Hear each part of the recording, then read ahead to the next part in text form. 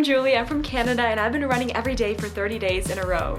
Hi, I'm Evelina, I'm from Latvia, and I've been running every day for 30 days in a row. Two girls from two different countries, both hated running, but look where they are now, taking on the 30-day running challenge together from a distance. Do they do it? Do they manage to stay consistent and run every day for 30 days? You'll have to find out.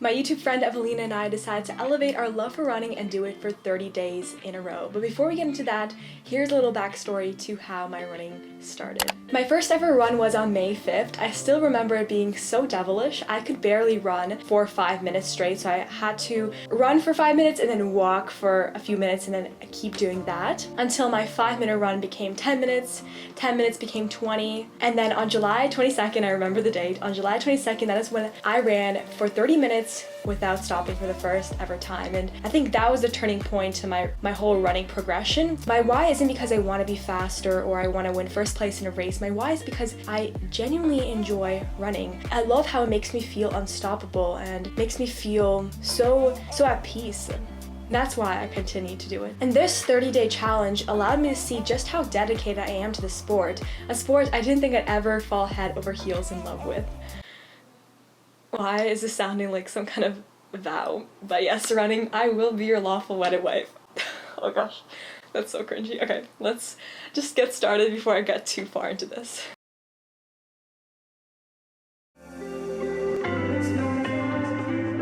I'm hoping to test my discipline and consistency throughout this challenge. Now, even though I have been running a few times a week already and I have this solid built-in routine, I've never ran every single day, and that's just gonna be a whole different story if I'm able to do it even if I don't want to. And also, I just want to improve my running in general because on day 7 of this challenge, I spontaneously decided to sign up for a half marathon that's happening on June 25th. So I just gotta do whatever I can to prepare, and hopefully this challenge is able to help me. I was hoping to get out of this challenge the ability to run better, to run more comfortably. Did I achieve it? Well, the truth is about these challenges that are 3-day running, you have little to no rest, and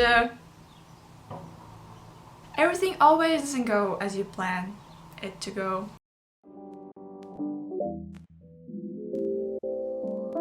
While I know nutrition plays a really big part in fitness and how well I'm going to perform in this challenge, I didn't really adjust my diet too much. I pretty much ate the same food I would always eat, and this is what a typical day of eating would look like for me.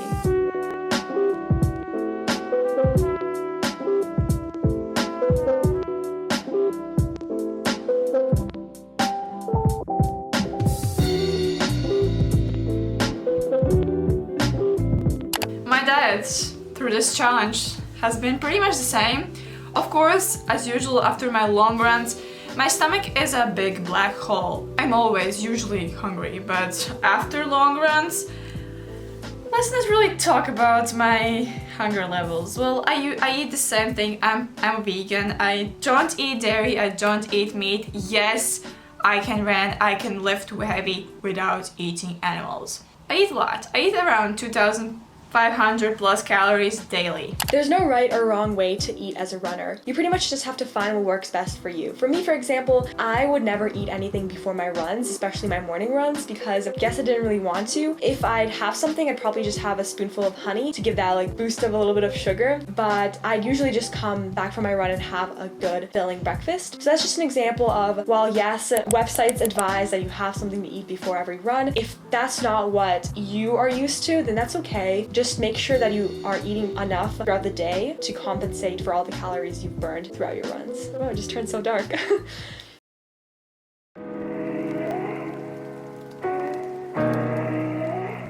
Now, in the grand scheme of things, this was a pretty easy challenge for me because I didn't have to change up my lifestyle too much. I have already been running almost every single day, so just adding in a few more days didn't really hurt for me, at least in the beginning. So I was doing really great. I was doing really well with it. I was staying consistent, but then on day 12, that's when everything started going downhill. and this is where we're gonna go into top 3 mistakes I made during this challenge. So the first one is not allocating enough rest and recovery throughout this challenge. Now, even though Evelyn and I decided to make it a rule for us to take at least 1 rest day a week from runs, a run rest day wasn't really enough, I feel like, because pretty much, yeah, on day 12, I got shin splints, and then on top of that, the very next day, a fever.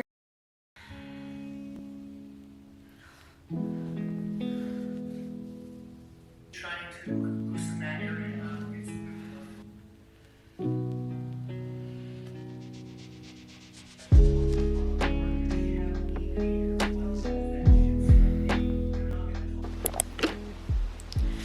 Hey everyone, I'm absolutely exhausted. I think I have a fever. First ever fever. Feeling so sick. Yeah, I honestly overworked myself like always. So I think I'm gonna have to take a lot more than just 2 days of rest from running.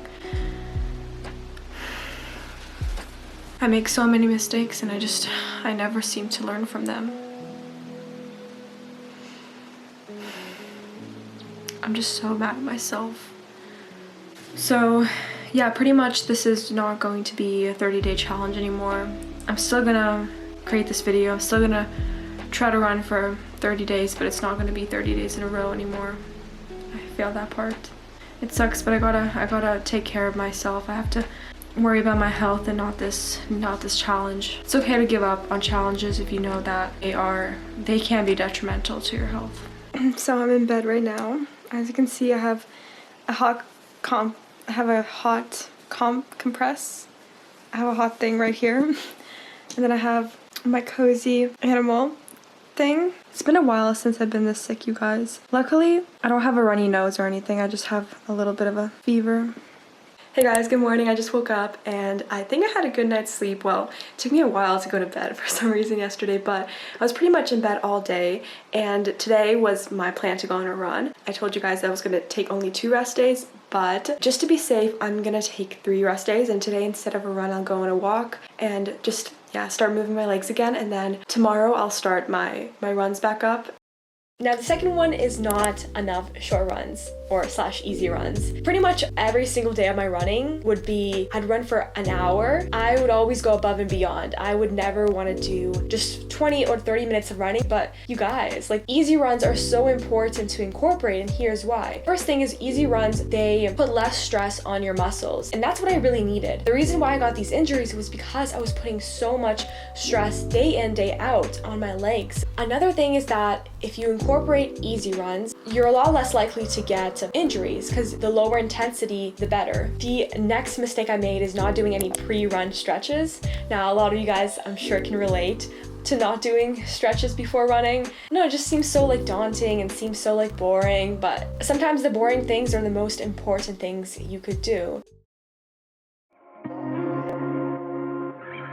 When you're starting something new, it's understandable that the first few days or the first few weeks or even months, it's going to be hard to build momentum at the beginning, and it's going to take a lot more motivation to get the ball rolling, which is why I think it's so important that you have a supportive group of people that you can turn to, or just some kind of support. And at least for me, I think at the beginning of my running stages, I tried to seek this motivation from other people. That's what I did. A friend of mine, he inspired me to start running, and just kind of knowing that he has been running, that kind of motivated me to keep going. And I discovered this app called Strava, which is an app where you're able to track your running progress. And on top of that, you also can build a running community on there. So you can check other people's progress, you can see how other people are running.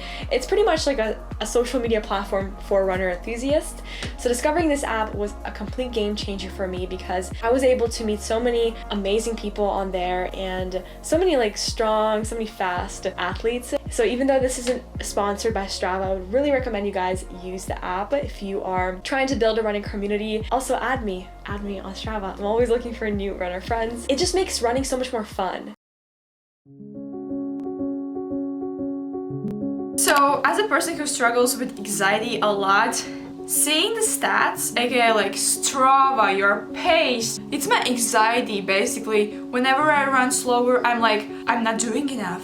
Why am I slowing down? Or by the end of this challenge, unfortunately my pace decreased. Why? Because you're kinda entering this overrunning phase, And my biggest challenge definitely was getting injured. Getting a little foot injury, which made me, first of all, yeah, run slower, but also made me not be able to run. Everything and anything impacts me, like the weather, like running out of water when I'm running out of water when I'm running. And also, you know, the comparison. The comparison is the thief of joy, and seeing, even on the Strava sometimes can be toxic. Yeah, sometimes Strava can be great. You can see your progress, but at the same time you can compare yourself to other runners who run way, way faster.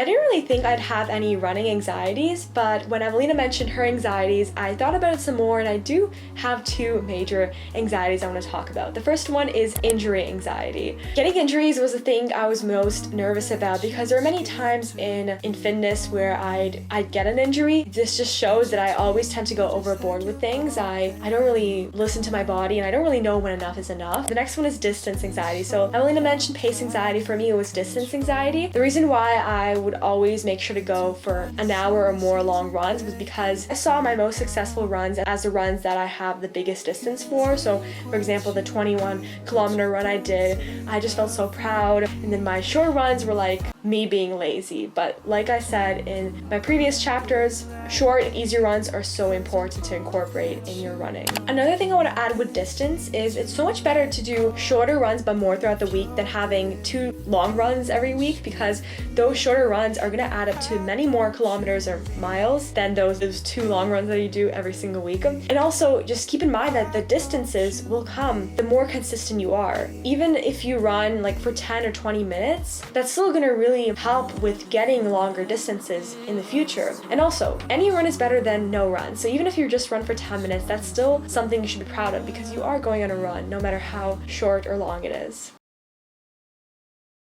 We did it! We completed the 30-day running challenge. Well, I didn't really, but let's just say I did.